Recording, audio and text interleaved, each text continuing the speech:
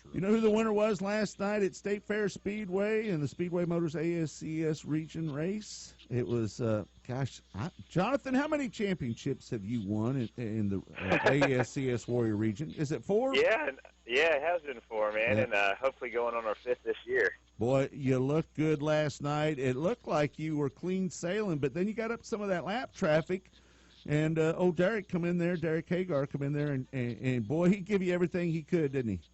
Yeah, he did. You know, Derek's always been a hell of a racer, and I was probably a little nerve-wracking getting around some of those lap cars, all things considered what happened last time we were at State Fair Motor Speedway. So it's just one of those things. You try to read those guys, and we're coming on them so fast, you just never know what direction they're going to take. We talked about this just a little bit in our conversation after the races last night. And, you know, and I've been there, so I totally relate to it. It's much easier to chase than it is to lead, especially when you haven't seen a nose wing the entire race, isn't it? Yeah, definitely. You know, I think every driver out there will be with me on this one. You know, you could go out there and lead, and you think that you're running really well, and you think you're running away with the race. You're staying really smooth, and you never want to change your lineup until you see a nose wing. And Derek showed it to me once right when we were getting into lap traffic, and I had to get up in my seat a little bit, and then he had a hell of a run there, a lap to go, and made it pretty interesting for the fans watching. Let me ask one other question. I'm sorry, Kurt.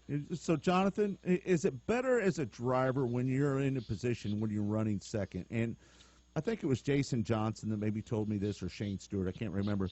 But sometimes it's better to wait and not show yourself until you get down to that last lap or two, because that gets the guy up on the wheel. Now he sees a guy there, and it gives him a chance to maybe do some defensive moves or change his line to take a line away from the other driver.